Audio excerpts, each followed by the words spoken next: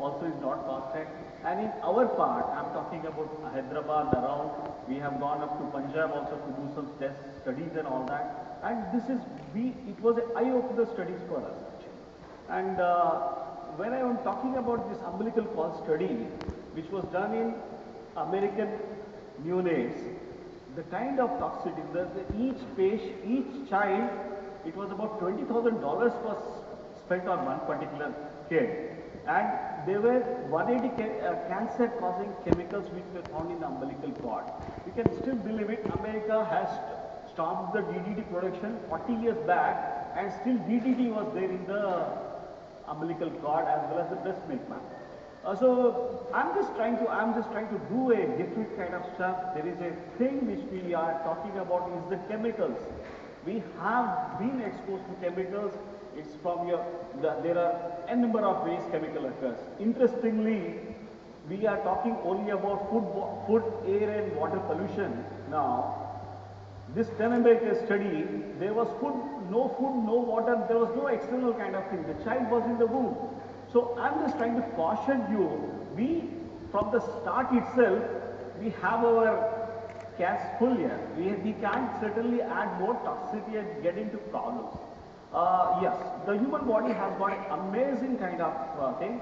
Only thing what I feel, doctor, is there is no manual which has been sent along with this machine, and there was no this particular thing. And somehow, what we look into when we look into toxicology is this particular toxins, plastics, and hydrocarbons and pesticides. There is no way of elimination out unless you induce it. When I'm talking about air pollution causing lung cancer, I'm trying to focus on mostly few things which has been reported as trace kind of stuff. I'm talking about arsenic, I'm talking about cadmium, I'm talking about mercury and nickel. In the day-to-day practice, it is a matter of relevance. I'll show you how. There is a concept called cancer villages in China.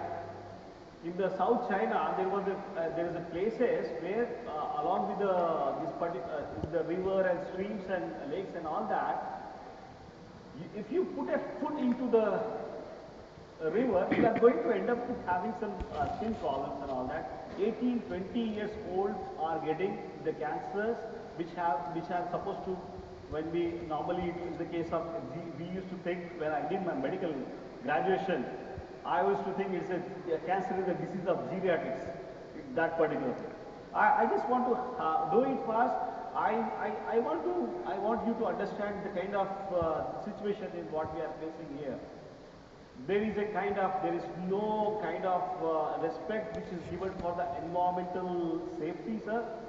There is a lot of things we are trying to work out in a place like Nalgonda district, where the kind of hexavalent chromium is thrown. It is even thrown in the water. You see the stream of water full of hexavalent chromium. This kind of slide which I have shown, this happens in the place in Namacherlo. And this kind of thing, we have shown into one of the international, this one. The people were really astonished. This is definitely a genocide. The hexavalent chromium, you see the effects of hexavalent chromium, what we have did. All these 5 individuals, they are having something called nasal perforation. This is the most acute manifestation. And somehow, I'm going to follow up these patients for another 10 or 15 years down the lane. I'd like to see, because hexavalent chromium is a known carcinogen. There was a study by Erin Brockovich, environmentalist. I hope you should always do a Google and type Erin Brockovich, you will understand what exactly I'm telling. When the hexavalent chromium, which is causing a lot of cancers. So it is not just, it is a mishandling of the hazards and toxic waste. Somehow I feel cigarette smoking is cigarette kills. When we were children, we were not that aware the cigarette definitely kills or not. But this generation, they are smarter people. They know, yeah, cigarette kills. There are some other things they have to take care of that. So there is a lot of, particularly in our part in India, I'm talking about both the rural and the urban area, people are not aware the kind of hazardous waste and all that. There are a lot of spills which are happening in this kind of scenarios. These are all chemicals. I can always say this is the kind of what are potential bombs basically. You just see what's going to happen.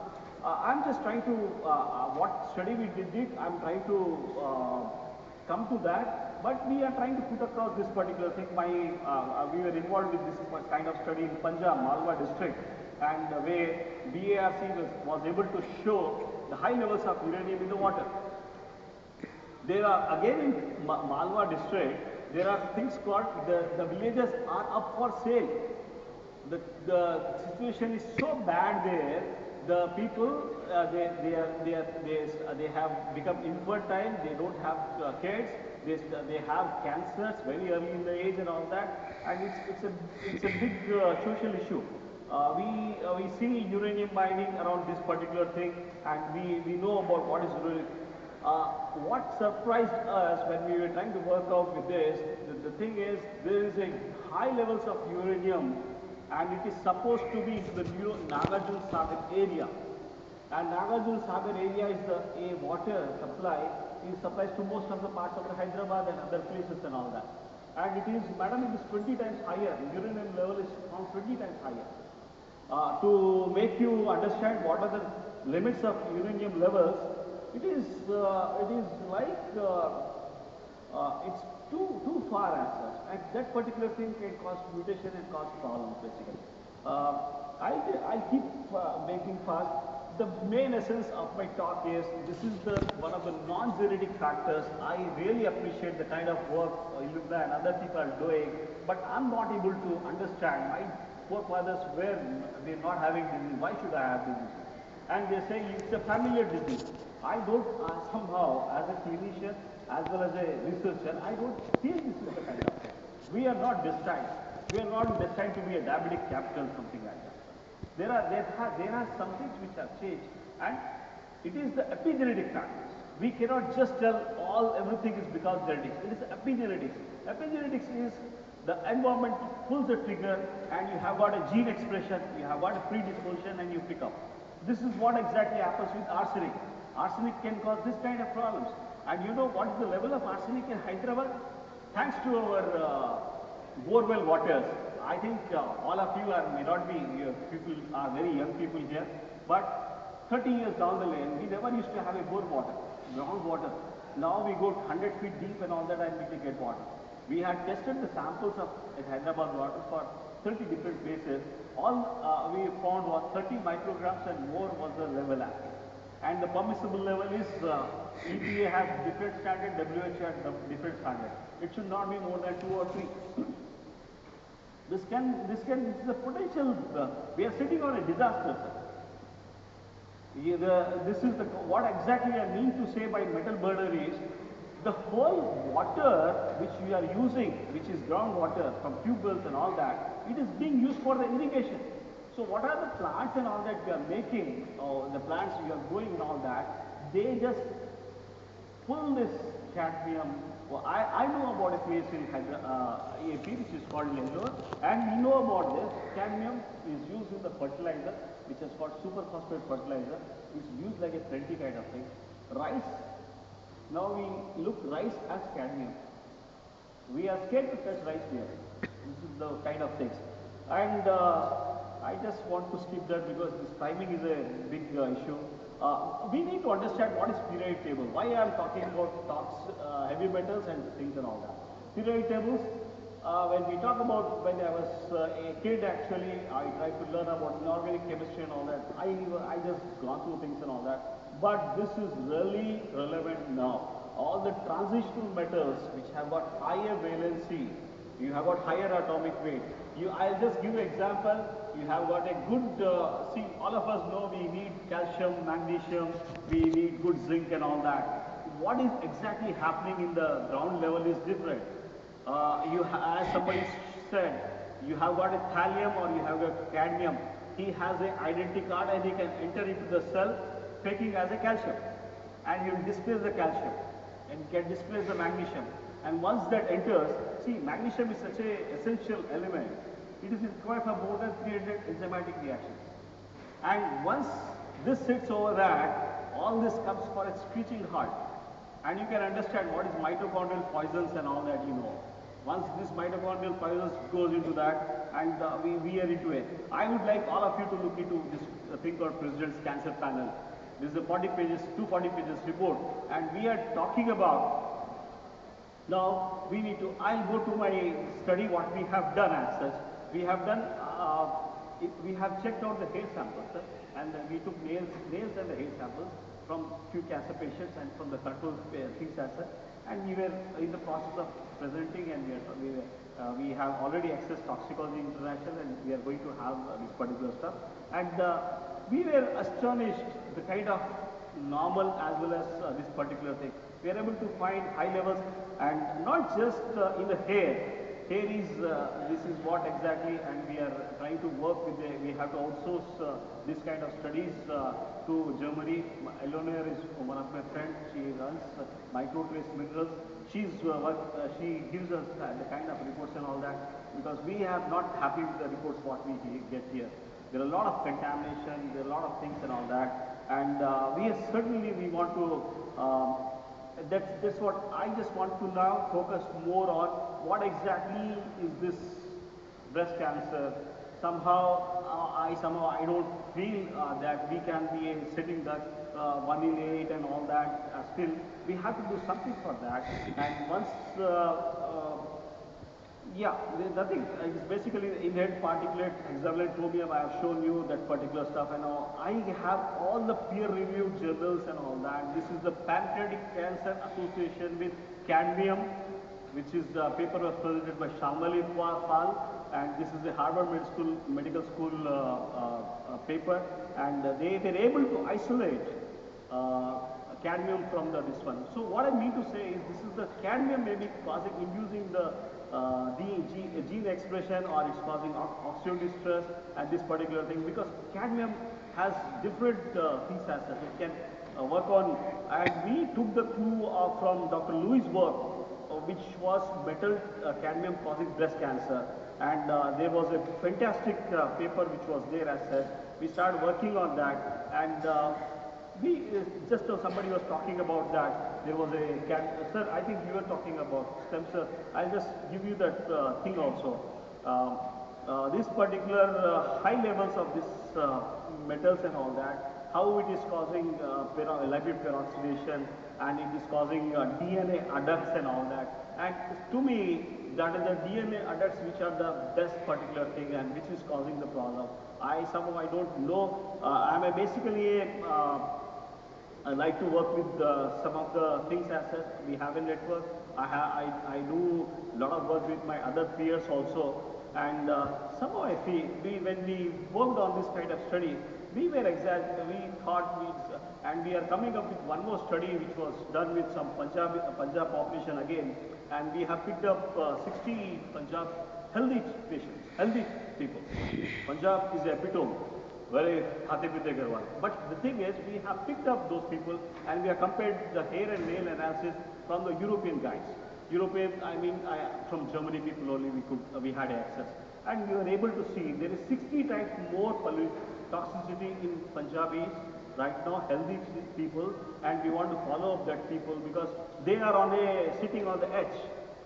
Something happens, they get into a problem.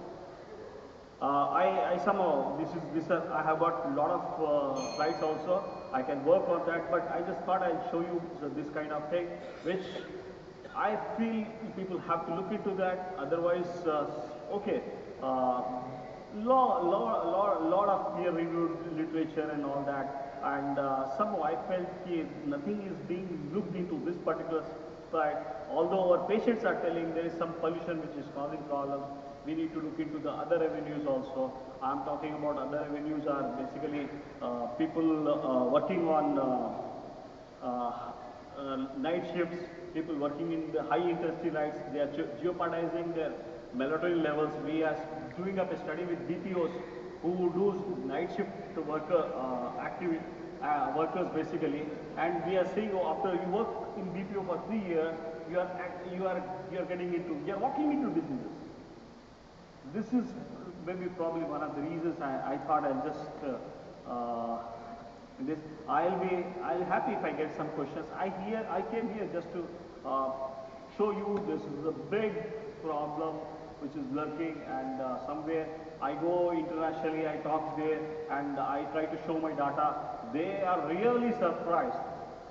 Germans, they cannot understand what is happening in India. They say you are an Indian, you live in Hyderabad, you live in Bombay, they don't want to come here as a guest speaker. Thank you. Can I just comment something? Yes, ma'am. I think, I don't know whether it's too late now to fix things, but I think that we have to know the root causes of what is happening. And me and my colleagues, my friends who studied here, we did our PhDs here, and we discuss over there when we see the regulations, tight regulations of the toxic material disposal and everything. It's so tight over there. When I went there, the radiation department, first thing first he told me was that if you are pregnant, you have to come and tell me first before you tell your husband. Those kind of tight regulations we have there, and sometimes, you know, we discuss among us, our friends, you know, like, my God, we must have got lots of mutations the way we used to work in India for our PhDs. So I guess the is the institutions where the research is going on. I wanted to do this really very desperately, and me and my friends who are now in US, they are holding a faculty positions.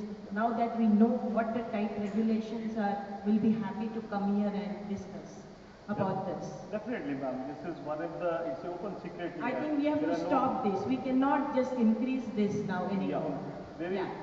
People are not aware. Whether government is not doing anything now, you are giving the open speech, whether any reporter will not. Yeah, I have got, we'll say open, I have not, my paper is not yet accepted in Toxicology International. Okay. I can always give you the splits also. This is but very time dangerous to the all people Yeah. of the Hyderabad or wherever this type of water pollution is there, you know. Yeah. I think it starts from the research institutions, because I think the way we are We are- disposing things, exactly. that is really bad. I know, I can see the difference now that I'm in US. The way we used to work, we know, we always like make a fun, you know. Oh my God, we have so many mutations with the way, we are shocked, we are worried about the whole thing. People are still using aluminum vessels. They are not aware of that. Yes. Thank you.